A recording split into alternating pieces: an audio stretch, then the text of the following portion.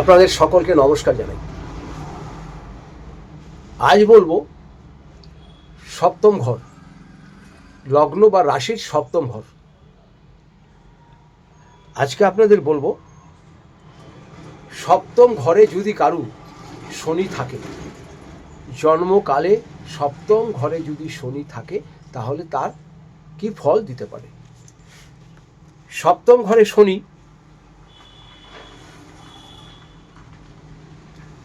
শারীরিক আপনার সবসময় একটু ডিস্টার্ব থাকবে।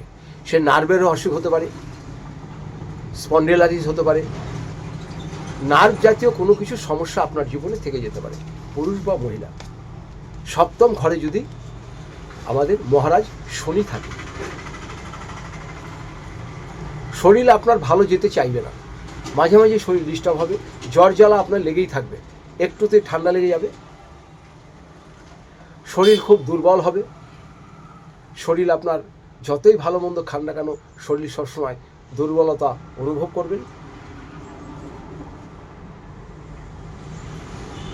মঙ্গল আর শনি যদি একই জায়গা থাকে, মঙ্গল এবং শনি যদি সপ্তম ঘরে থাকে, তাহলে আপনারা কিন্তু খুব একটা ভালো জ্যোতিষীকে দেখিয়ে নেবেন, দেখিয়ে নিয়ে তার বিচার করে নেবেন। এটা কিন্তু আপনাদের অনুরোধ করে বলছি। সপ্তম স্থানে যদি শনি আর মঙ্গল থাকে, এটা কিন্তু আপনারা অবশ্যই দেখাবেন। তার কারণ হচ্ছে সপ্তম ঘরটা হচ্ছে আমাদের ব্যবসা বাণিজ্যের ঘর, আর আমাদের সুখের ঘর, বিবাহিত জীবনের ঘর।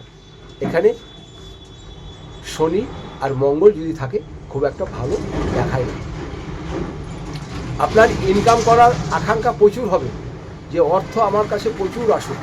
আপনার কাছে অর্থ প্রচুর আসবে, কিন্তু আমি 5টা কাজ করতে বলবো আপনাদের। প্রথম কাজ হচ্ছে নিষ্ঠাভাবে চলবেন, কুকুরকে খাওয়াবেন, মহারাজের মন্দিরে একটা করে মোমবাতি জ্বালাবেন, লোহা দান করবেন শনিবার দিন।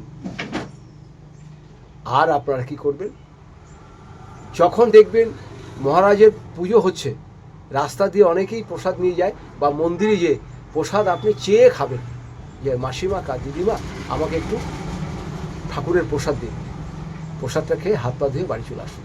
এই কটা কাজ করুন, দেখবেন মহারাজ শনি বেশি খারাপ করতে পারবে না।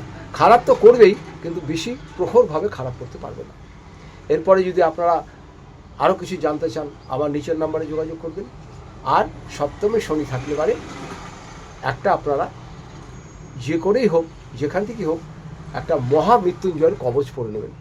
মহামৃত্যুঞ্জয়ের একটি কবচ পরে নেবেন, এটাই আপনাকে রক্ষা করবে। তো সবাই ভালো থাকুন, সুস্থ থাকুন। আপনাদের সকলকে নমস্কার জানাই।